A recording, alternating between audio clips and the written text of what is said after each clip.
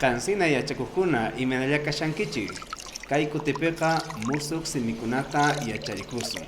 Aprenderemos vocabulario. Por ejemplo, kay pataqa yaku sutin. Yaku.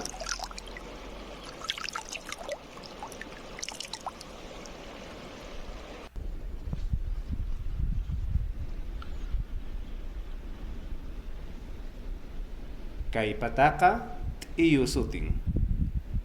T'uyu.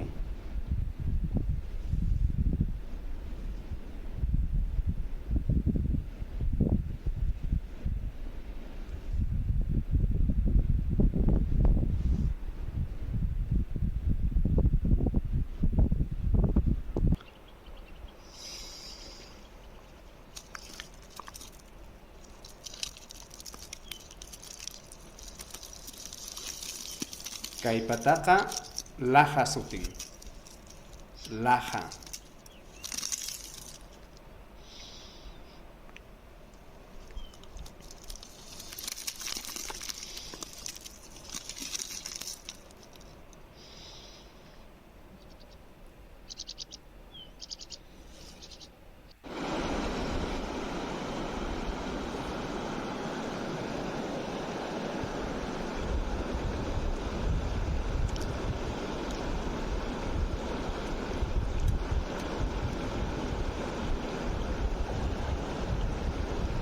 Kay pataqa t'uru sutin.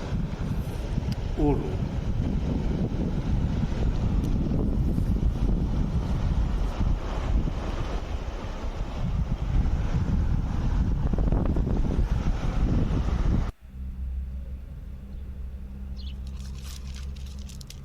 Kay pataqa chawa sutin.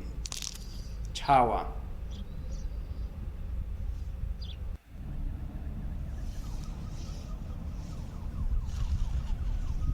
Kay pataqa hallp'a sutin.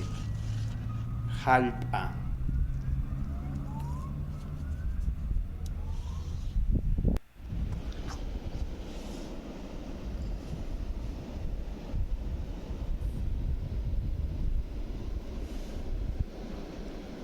Kay pataqa rumi sutin. Rumi. Kaylla yachakuykushan askamalla yachakuqkuna. Hasta pronto.